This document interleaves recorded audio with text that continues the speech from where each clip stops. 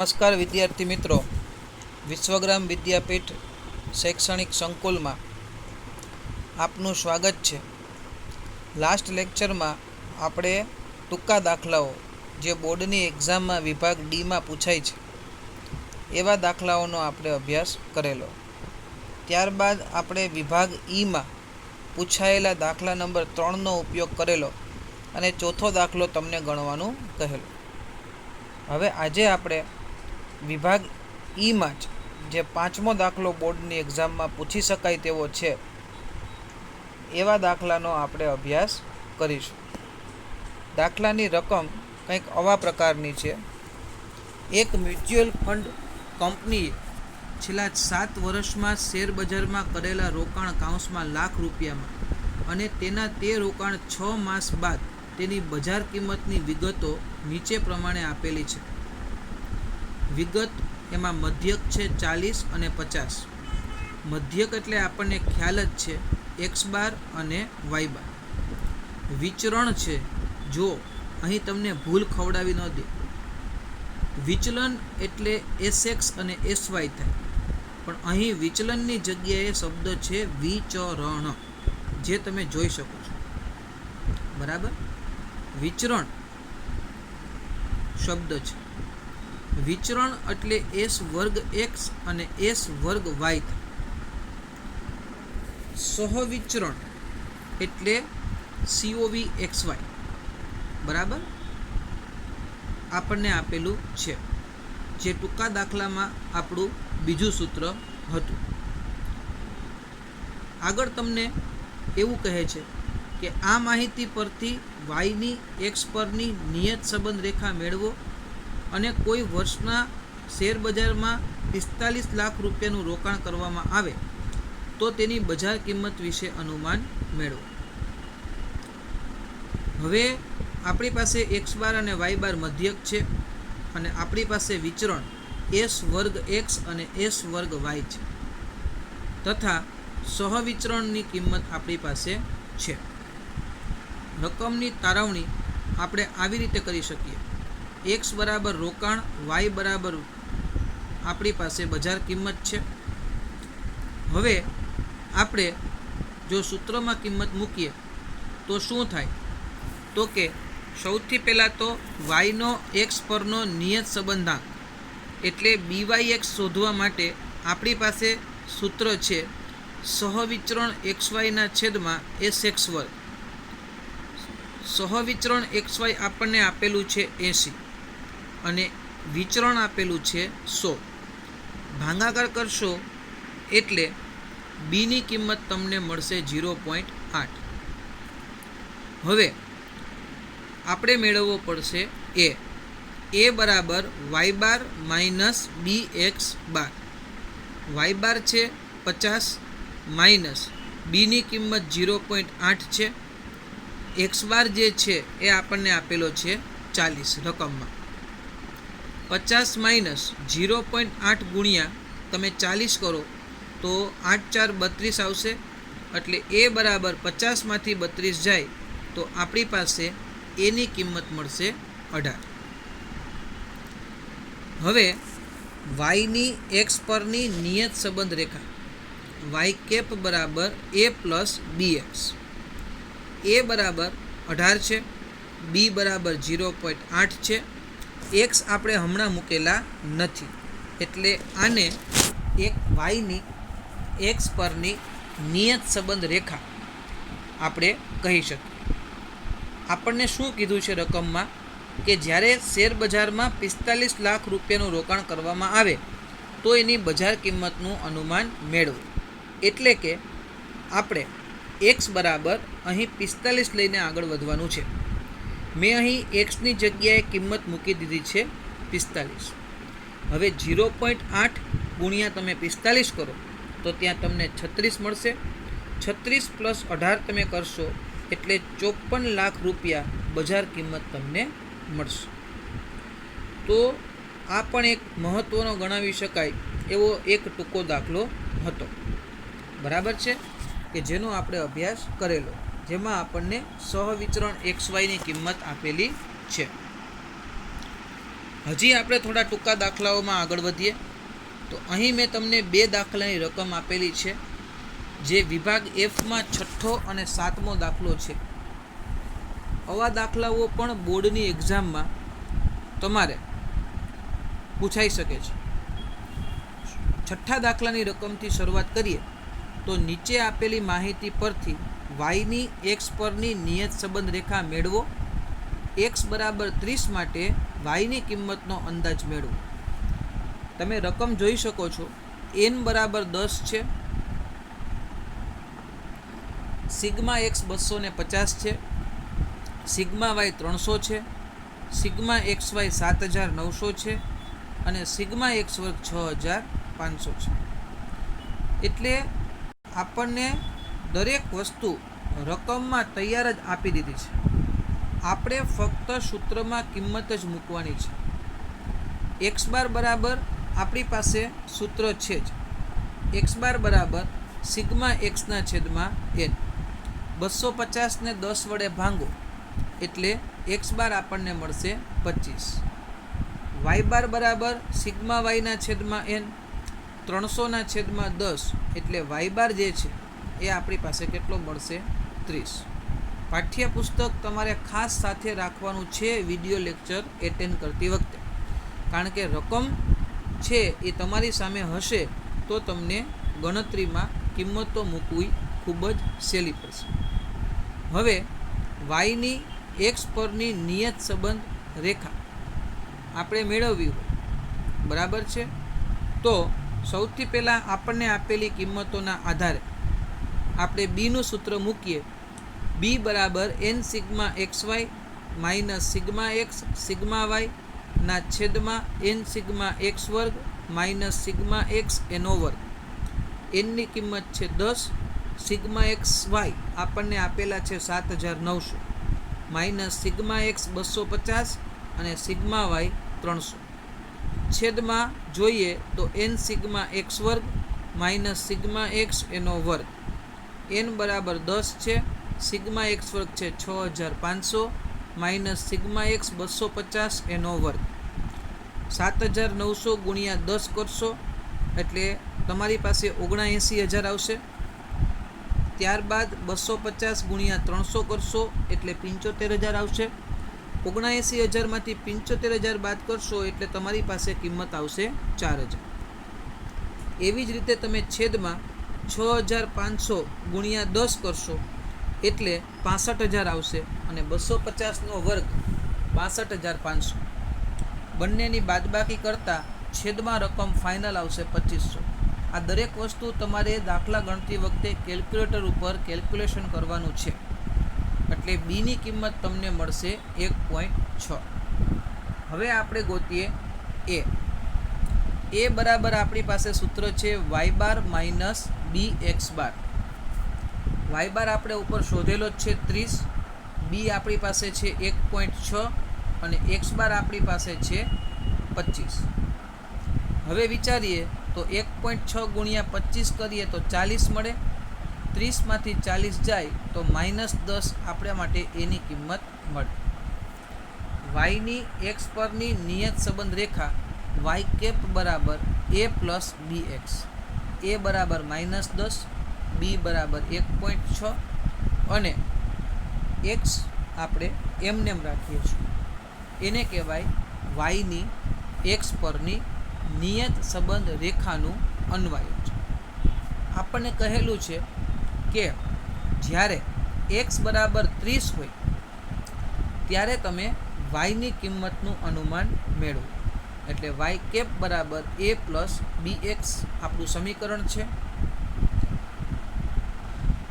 a બરાબર આપણે -10 મૂકીએ વત્તા બીની કિંમત 1.6 ગુણ્યા એક્સની જગ્યાએ આપણે મૂકીએ છીએ 30.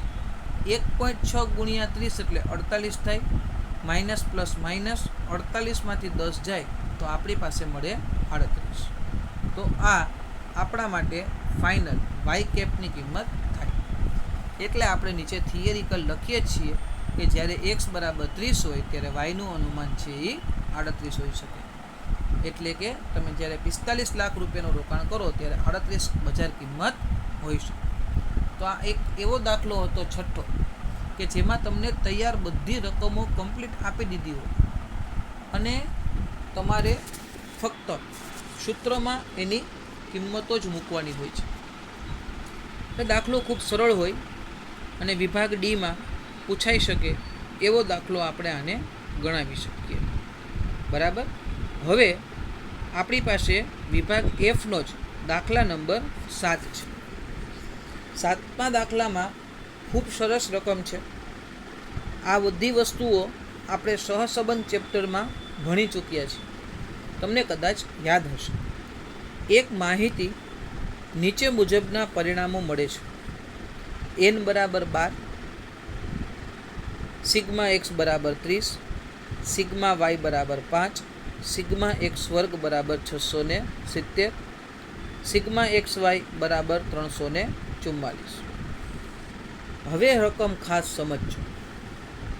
આ તો બધું ઉપર જેમ આપણને કિંમતો આપી હતી એવી જ કિંમતો આપણને અહીં 7મા દાખલાની શરૂઆતમાં આપણને આપેલી છે. સમજીએ રકમ.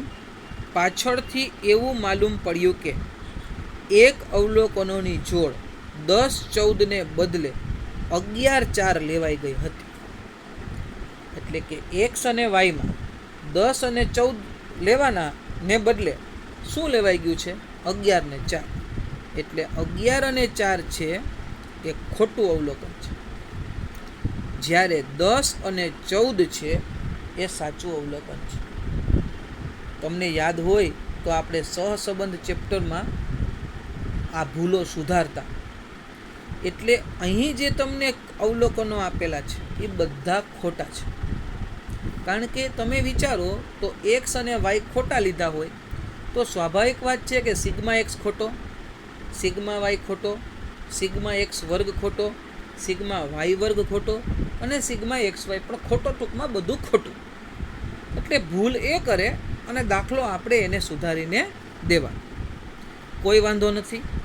આગળ કહે છે કે ઉપરોક્ત માપોને સુધારીને yની x પરની નિયત સંબંધ રેખા મેળવો અને x બરાબર 5 માટે yની કિંમતનું અનુમાન મેળવો. yની કિંમતનું અનુમાન મેળવવું કેમ? કારણ કે બધું ખોટું જ છે. તો હવે જે ખોટું છે એ આપણે સુધારી અને એને પાછું વ્યવસ્થિત સુધારેલા ચલ ગોતી અને પછી આપણે yની x પરની નિયત સંબંધ રેખા મેળવી શકીએ અને પછી આપણે x બરાબર 5 માટેનો જે અંદાજ છે એ આપણે મેળવી શકશું. ચાલો એની ભૂલો સુધારીએ. જો આપણે અહીં રકમની તારવણીના આધારે એક વસ્તુ માર્ક કરી લીધી કે સાચી જોડ 10-14 છે અને ભૂલથી લેવાયેલ જોડ છે એ 11 અને 4 છે. એટલે પેલું જે અવલોકન હોય એ x હોય અને બીજું અવલોકન y. બંનેમાં આ વસ્તુ આપણે સહસંબંધ ચેપ્ટરમાં પણ ભણી ગયા છે. એટલે મેં અહીં લખી દીધું છે કે x બરાબર 10 અને y બરાબર 14 જે સાચી જોડ છે. ખોટી જોડમાં x બરાબર 11 અને y બરાબર કેટલા છે? 4. આ ભૂલો એણે દરેક જગ્યાએ કરેલી છે. આપણે દરેક જગ્યાએ આ ભૂલ સુધારવાની છે. ચાલો સૌથી પહેલાં તો આપણે સુધારેલ સિગ્મા એક્સ લખીએ. સુધારેલ સિગ્મા એક્સ એટલે સિગ્મા એક્સ પ્લસ સાચી એક્સની કિંમત માઇનસ ખોટી લેવાયેલ કિંમત. હવે સિગ્મા એક્સ આપણને રકમમાં આપેલો છે 30. સાચી કિંમત કોણ છે? 10 અને ખોટી કિંમત કોણ છે? 11. એટલે સાચી કિંમત 10 છે એ પ્લસ કરવાની, ખોટી કિંમત 11 છે એ શું કરવાની છે? માઇનસ. 30માં 10 ઉમેરો અને 11 બાદ કરો એટલે કાયદેસર સુધારેલો સિગ્મા એક્સ આપણી પાસે 29 હોય. એવી રીતે સુધારેલો સિગ્મા વાય પ્લસ સાચી કિંમત અને માઇનસ વાયની ખોટી કિંમત. તો સિગ્મા વાય જે છે એ રકમમાં આપણને આપેલો છે 5. સાચી કિંમત વાયની કઈ છે? 14 અને ખોટી કિંમત કઈ છે? 4. એટલે જ તમને કીધું કે રકમ તમે સામે પાઠ્યપુસ્તક રાખજો. જેથી કરીને રકમ તમને ખ્યાલ આવતી જાય. 5માં 14 ઉમેરીએ અને 4 છે એ શું કરશું? માઇનસ. એટલે સુધારેલો આપણો જે સિગ્મા વાય છે એ કેટલો મળશે? 15. ઓકે. હવે સુધારેલો sigma x y. Sigma x y એટલે આપણે શું કરીએ છીએ તો કે એક્સ અને વાયનો ગુણાકાર. આપણી પાસે રકમમાં સિગ્મા એક્સ વાય કેટલા છે? 344. હવે સાચું અવલોકન પ્લસ કરીએ. સાચા અવલોકનની જોડ કઈ છે તો કે 10 અને 14. એટલે 10 ગુણ્યા 14. ખોટું અવલોકન કયું છે? 11 અને 4 એનો ગુણાકાર. એટલે 10 ગુણ્યા 14 એટલે 140. 11 ચોકું 44. 344માં 140 ઉમેરો અને 44 છે એ શું કરો? માઇનસ. માઇનસ પ્લસ માઇનસ એટલે આપણી સુધારેલી સિગ્મા એક્સ વાયની કિંમત કેટલી આવે? 440. ખોટું જ છે બધું. આપણે સુધારીએ છીએ. પહેલાં સિગ્મા એક્સ સુધાર્યો, પછી સિગ્મા વાય સુધાર્યો. ખોટું અવલોકન છે એ માઇનસ કર્યું, સાચું અવલોકન છે એ પ્લસ કર્યું. હાલો હવે સિગ્મા એક્સ વર્ગ માટે આવીએ. સિગ્મા એક્સ વર્ગ રકમમાં આપેલો છે 670. એક્સની સાચી કિંમત કઈ છે? 10. સિગ્મા એક્સ વર્ગ એટલે એક્સનો વર્ગ જ કરવો પડે, એટલે 10નો વર્ગ કર્યો. ખોટી કિંમત કઈ છે? 11. એટલે એને આપણે શું કરવું પડશે? માઇનસ. ખોટી કિંમત છે એ માઇનસ કરીએ. 11નો વર્ગ 121.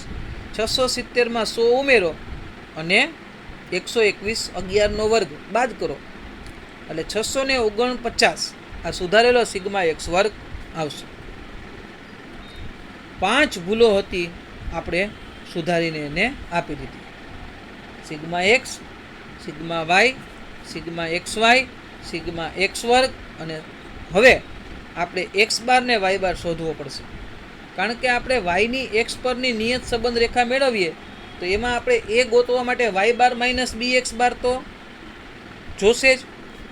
એક વસ્તુનો ખ્યાલ રાખવો કે આ એક્સ બાર અને વાય બાર શોધવા માટે આપણે જે સુધારેલા સિગ્મા એક્સ ને સિગ્મા વાય લીધેલા છે એનો જ ઉપયોગ કરવાનો છે. ઓલા તો ખોટા છે, એનો ઉપયોગ આપણે કરવાનો હોય નહીં, તો પછી આપણો એ ખોટો આવે. એટલે સિગ્મા એક્સ 29 અને સિગ્મા વાય 15 લઈને આગળ વધવાનું છે. જુઓ મેં તમને અહીંયા શોધીને આપેલું છે.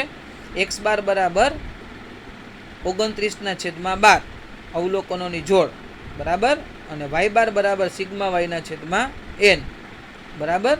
એટલે 15/12 એટલે 1.25. ઓકે. રકમ છે એ આપણી પાસે હોવી જરૂરી છે. અવલોકનોની જોડ જુઓ અહીંયા આપણને 12 આપેલી છે કે નહીં રકમમાં? ઓકે. તો હવે આપણે જેટલી પણ ભૂલો હતી એ બધી એને સુધારી દીધી કે ભાઈ આ તમારી ભૂલો હતી અમે સુધારી દીધી છે. અને હવે આપણે વાયની એક્સ પરની નિયત સંબંધ રેખા મેળવીએ. એના માટે આપણે મેળવવું પડશે બી. હવે આપણે બી મેળવવા માટે થઈને એન સિગ્મા એક્સ વાય વાળા સૂત્રોનો ઉપયોગ કરીએ. બી બરાબર n sigma x y minus sigma x sigma y ના છેદમાં એન સિગ્મા એક્સ વર્ગ માઇનસ સિગ્મા એક્સ એનો વર્ગ. તમારે બધી જ કિંમતો સુધારેલી લેવાની છે. કોઈ પણ જગ્યાએ જૂની કિંમતો લેવાની નથી, એ યાદ રાખજો. સૂત્રમાં કિંમત મૂકો એટલે તમને બીની કિંમત જે છે એ મળશે 0.7. કેલ્ક્યુલેટર ઉપર તમે કેલ્ક્યુલેટર ગણતરી કરી અને કિંમતો મેળવી શકો છો. ત્યારબાદ તમે શું મેળવશો? એ બરાબર વાય બાર માઇનસ બી એક્સ બાર. વાય બાર આપણે મેળવીને લાવ્યા છે 1.25, બીની કિંમત 0.7, એક્સ બાર 2.42. 0.7 ગુણ્યા 2.42 એટલે 1.69 મળે.